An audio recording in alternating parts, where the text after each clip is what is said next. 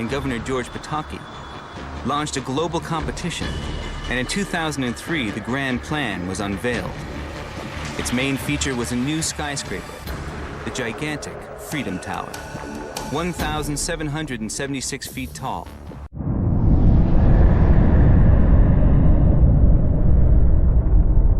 The Pentagon has been evacuated. Emergency services personnel were rushing to reports of several... Exactly how many stories the building is, Dan, but standing at the base of it, watching it burn about an hour ago. The jet was coming too low. It was white with a red tail. It was coming too low, and it was like a bullet going straight. And the West Side lobby. Right away, a guy from the Port Authority told him the damage was somewhere above the 78th floor. But all you had to do was look around. It was obvious. Something had happened right there in the lobby. All the windows were blown out. The lobby looked like the plane hit the lobby. The Times of India was able to get this information.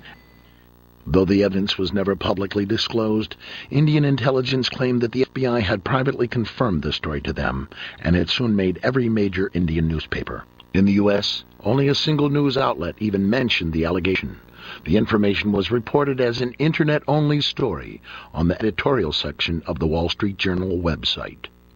It had this cutesy title, but it contained this completely explosive information. Instead, Saeed Sheikh, acting on the orders of the ISI, appeared to be the smoking gun of Pakistani involvement in 9/11. The 9/11 Commission would ultimately conclude that the question of who financed the attacks is of little practical significance. And in my opinion, it seems to be a bunch of smoke and mirrors to try to really hide the fact that there's money coming from the ISI going to the hijackers.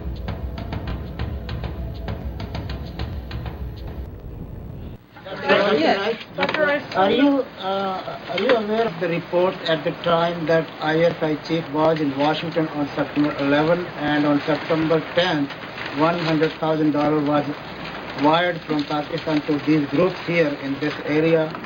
And why he was here? Was meeting with you or anybody in the administration? I have not seen that report, and he was certainly not meeting with me. Yes? LA Weekly reported that on the very evening of September 11th, U.S. State Department officials began negotiating the terms of the U.S.-Pakistani partnership with ISI Director Mahmoud Ahmed, the very man who was alleged to have ordered the wire transfer to Muhammad Atta. Dateline NBC. Conman turned undercover operative Randy Glass was infiltrating a terrorist arms buying network layer by layer. On July 22, 1999, Glass flew to New York for a meeting here at the trendy Tribeca Grill. You know who supplies him with money? Who? Yeah. Bin Laden.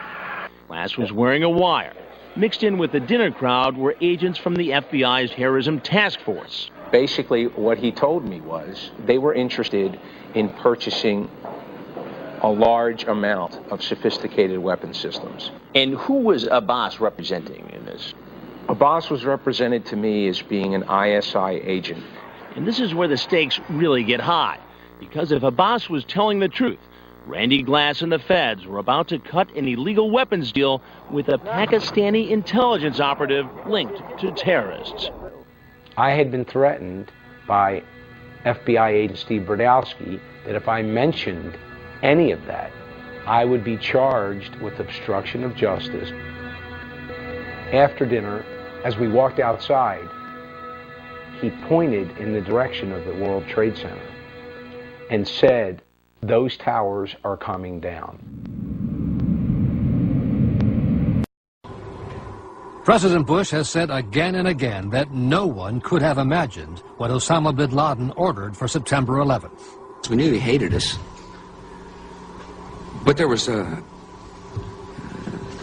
nobody in our government, at least, and I don't think the prior government, that could envision flying airplanes into buildings on such a massive scale. But that turns out not to be true.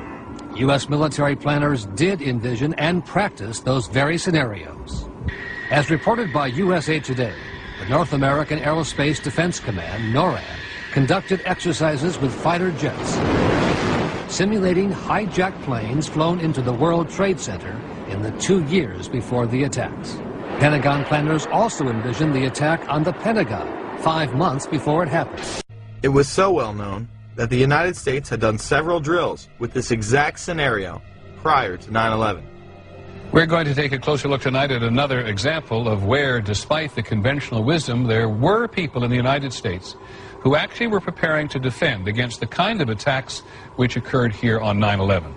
The North American Aerospace Defense Command, NORAD for short, has been defending the skies over the U.S. and Canada for almost 50 years, 46 to be precise. USA Today reports that in the 2 years before the attacks on September the 11th, NORAD conducted exercises using hijacked airliners as weapons. And one target was the World Trade Center. Osama bin Laden was the poster boy for this plot, appearing on the cover. Isn't it a fact, sir, that prior to September 11, 2001, NORAD had already in the works plans to simulate in an exercise a simultaneous hijacking of 2 planes in the United States? That was Operation Amalgam Virgo. Yes, sir. So what? There were several war games and exercises being run simultaneously, involving multiple government agencies. John Fulton and a team from the CIA would be conducting a drill at 8:45 a.m. out of the National Reconnaissance Office in Chantilly, Virginia, in which a plane is crashed into a building. But this very interesting information, Katie, Matt, and Tom, from the FBI, they have been operating a massive exercise from their hostage rescue unit. All of their top teams, about 50 personnel, helicopters, equipment, were in Monterey, California for the last 2 days, scheduled to fly back today commercially. So all of those people are out of place, and there is a real breakdown of the FBI anti-terror coordination team, which is, of course, the principal team that would lead any effort. I actually found myself in Montana with 50 state emergency managers, the director of FEMA, his top staff at the National Emergency Management Association conference.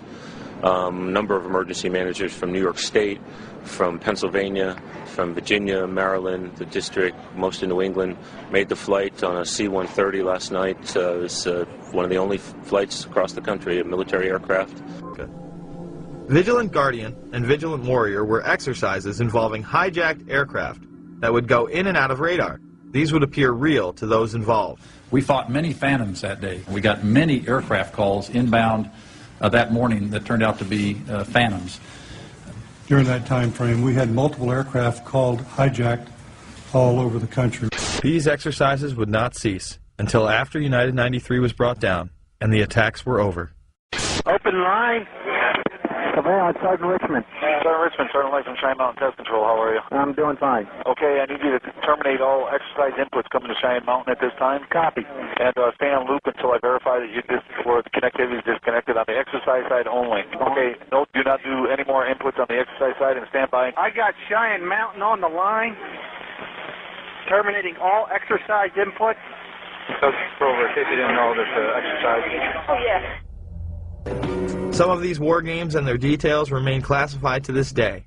So is it any wonder that Donald Rumsfeld gave these warnings to military personnel the day after the attacks? Finally, I'd like to say a word or two to the men and women in the defense establishment, most of whom deal with classified information. When people deal with intelligence information and make it available to people who are not cleared for that classified information, the effect is to reduce the chances that the United States government has to track down and deal with the people who have perpetrated the attacks on the United States and killed so many Americans.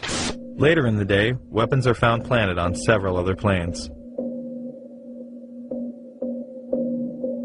A U.S. official says of the hijackings, these look like inside jobs. Sources tell Time that U.S. officials are investigating whether the hijackers had accomplices deep inside the airport's secure areas. An Associated Press article in August of 2002 reported that the CIA just so happened to be running a drill on the morning of 9/11 of flying jets in the World Trade Center and Pentagon. Then senior FAA officials ordered air traffic controllers to shred the tapes from 9/11 in violation of federal law. AP learned of the drills because at a Homeland Security function after 9/11, they bragged about it. Oh, we had foresight. We were running drills that very morning. Then USA Today reported that drills held weeks before 9/11 included targets that were the Pentagon and World Trade Center. Hijacked aircraft headed towards New York. Is this real world or exercise? No, this is not an exercise, Manifest. On 9/11, the media started out by doing its job and somehow got waylaid and stopped doing its job. It began reporting solely on the administration and the government's activities. People were gathering in large groups. In fact, in one corner I saw some people actually holding hands and praying. Don't know. And if you start to put all those rather obscure stories together, you end up with an almost completely different narrative. For just about any area relating to 9/11, the story is quite different if you dig deeper into the news.